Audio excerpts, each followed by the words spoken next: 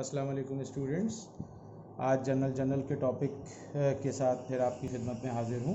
आज हम जनरल का टॉपिक स्टार्ट कर रहे हैं।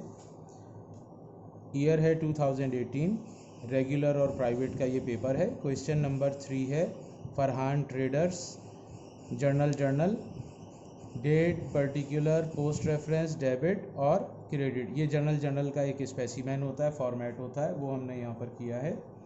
तो चलें स्टूडेंट्स, हम जो है वो जनरल एंट्रीज़ अपनी जो है वो स्टार्ट करते हैं। सबसे पहले यहाँ पर आप ईयर मेंशन कर लीजिए। ये 2018 की एंट्रीज़ हैं, तो यहाँ 2018 लिख लीजिए। मंथ हमारे पास जो है वो अप्रैल का है।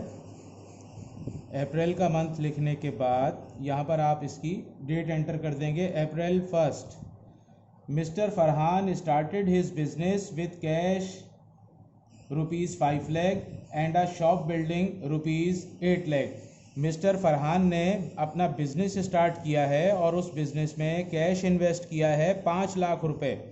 तो स्टूडेंट्स, बिजनेस में जब हम कैश इन्वेस्ट कर रहे हैं तो हमारा एसेट्स जो है ये इंक्रीज़ हुआ, कैश इंक्रीज़ हुआ, हम इसे डेबिट कर लेंगे 5 लाख रुपए से।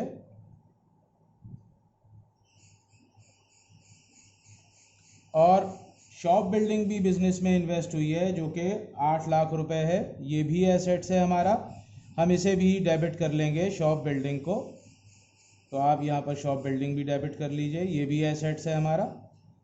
हमने बिजनेस स्टार्ट करते वक्त एक से ज़्यादा एसेट्स इन्वेस्ट किए हैं, लिहाजा हम दोनों एसेट्स को डेबिट कर रहे हैं। शॉप बिल्डिंग वैल्यूड है 8 लाख रुपए, दोनों को प्लस कर लें, 8 और 5 13 लाख रुपए, ये हमारा कैपिटल है। ये फरहान ट्रेडर ने इतना कैपिटल बिजनेस में इन्वेस्ट किया है 13 लाख रुपए।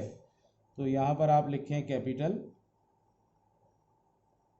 और ब्रैकेट में फरहान लिख दें।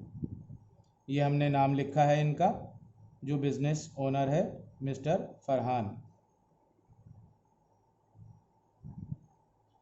इसके बाद अप्रैल 5 की एंट्री है हमारे पास, अप्रैल की 5। स्टूडेंट्स, ये जो अप्रैल 1 की एंट्री है ये कंपाउंड जर्नल एंट्री है। आपको एक मरतबा फिर बता देता हूँ, कोई भी ऐसी एंट्री जिसमें 2 से ज़्यादा अकाउंट आ जाएं उसे कंपाउंड जर्नल एंट्री कहा जाता है। ठीक है। अप्रैल 5 की एंट्री है purchase merchandise for cash ₹1 lakh and on account ₹50,000।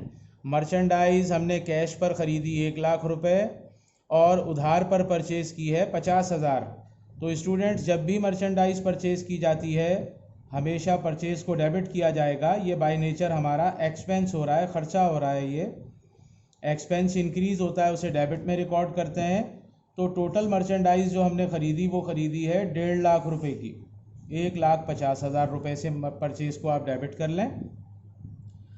हमने कैश पे किया है 1 लाख रुपए, जो सामान ख़रीदा है उसमें कैश पर 1 लाख रुपए का सामान ख़रीदा, तो पैसा हमारे हाथ से गया, यानी हमारा एसेट्स जो है वो डिक्रीज़ हो रहा है। एसेट्स जब डिक्रीज़ होता है उसे क्रेडिट साइड में रिकॉर्ड किया जाता है। और बाकी का जो सामान है 50,000 रुपये का, वो हमने उधार ख़रीदा, तो हम पर लाइबिलिटी इंक्रीज़ हो रही है। ठीक है। जब हम किसी से सामान उधार ख़रीदते हैं तो ज़िम्मेदारी हम पर आ जाती है, बढ़ जाती है, यानी लाइबिलिटी इंक्रीज़ हो रही है। तो यहाँ अकाउंट पेएबल लिखें और अकाउंट पेएबल को क्रेडिट साइड में रिकॉर्ड कर लें। लाइबिलिटी जब इंक्रीज़ होती है हमेशा क्रेडिट साइड में इसको रिकॉर्ड किया जाता है। नेक्स्ट एंट्री हमारे पास अप्रैल 8 की है।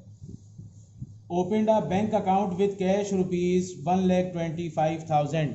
हमने बैंक अकाउंट ओपन किया है 1,25,000 रुपये से, बैंक में पैसा डिपॉजिट करवा दिया 1,25,000 रुपये। तो बैंक हमारा जो है वो एसेट्स है, इस एसेट्स में इजाफा हुआ है, हम बैंक को जो है वो डेबिट कर लेंगे क्योंकि हमारा एसेट्स ये इंक्रीज़ हुआ है, बैंक बैलेंस बढ़ गया है, हम इसे डेबिट कर लेंगे 1,25,000 रुपये से। और कैश जो है ये हमारा कम हो रहा है क्योंकि हमने बैंक में 1,25,000 रुपये कैश डिपॉजिट किया है, तो पैसा हमारे हाथ से गया, तो कैश हमारा एसेट्स कम हुआ, हम इसे क्रेडिट साइड में एंटर कर लेंगे।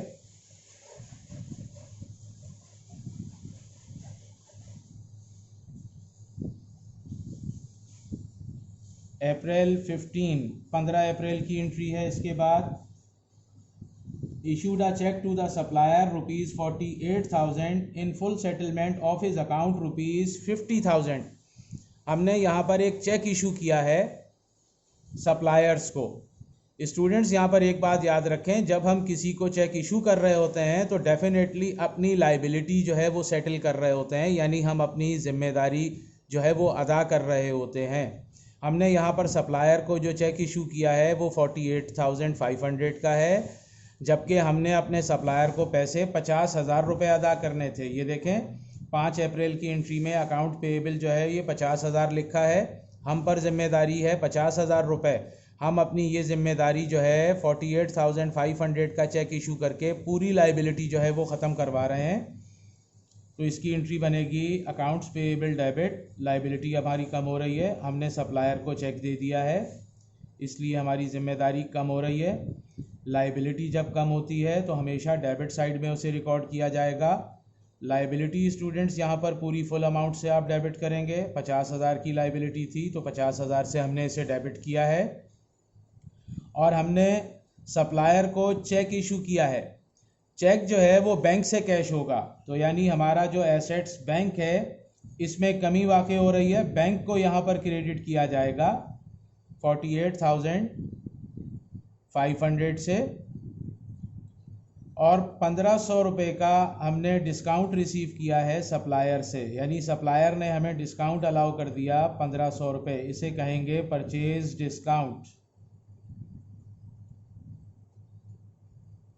ये 1,500 रुपये आप यहाँ लिखेंगे। परचेज डिस्काउंट आपको पहले भी बताया, फिर बता देते हैं। ये कॉन्ट्रा परचेज अकाउंट होता है, ये हमेशा क्रेडिट साइड में ही रिकॉर्ड होता है। ये बाय नेचर हमारी रेवेन्यू है, यानी एक तरह से हमें आमदनी हुई है।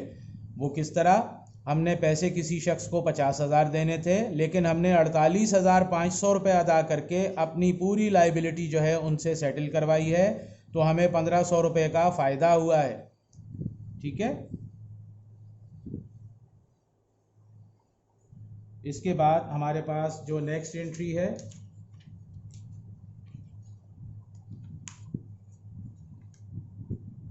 वो अप्रैल की 25 तारीख की जनरल एंट्री है। Proprietor withdrew cash ₹15,000 and merchandise worth ₹4,800 business इस पर्सनल यूज़। प्रोप्राइटर ने कैश विथड्रू किया है 15,000 रुपये और मर्चेंडाइज कारोबार से निकाली है 4,800 रुपये की अपने ज़ाती इस्तेमाल के लिए। तो स्टूडेंट्स, जब हम अपने ज़ाती इस्तेमाल के लिए बिज़नेस से कोई चीज़ निकालते हैं तो उसे ड्राइंग कहते हैं। ड्राइंग यहाँ पर बढ़ रही है, ये कॉन्ट्रा कैपिटल अकाउंट है, तो 15,000 और जमा 4,800, ये 19,800 रुपये है अमाउंट इसकी। हमने कैश बिजनेस से निकाल लिया तो कैश हमारा जो है वो रिड्यूस हो गया। हम कैश को क्रेडिट कर लेंगे 15,000 रुपये से, और 4,800 का हमने सामान निकाला तो हमारी मर्चेंडाइज भी कम हुई है, ये एसेट्स भी कम हुआ, तो हम इसे भी क्रेडिट में रिकॉर्ड कर लेंगे।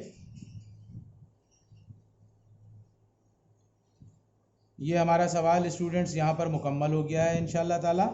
अब इसके बाद आपको नेक्स्ट फिर एक और जनरल का सवाल जो है मैं अपने नेक्स्ट लेक्चर में आप लोगों को इंशाल्लाह ताला एक्सप्लेन करूँगा।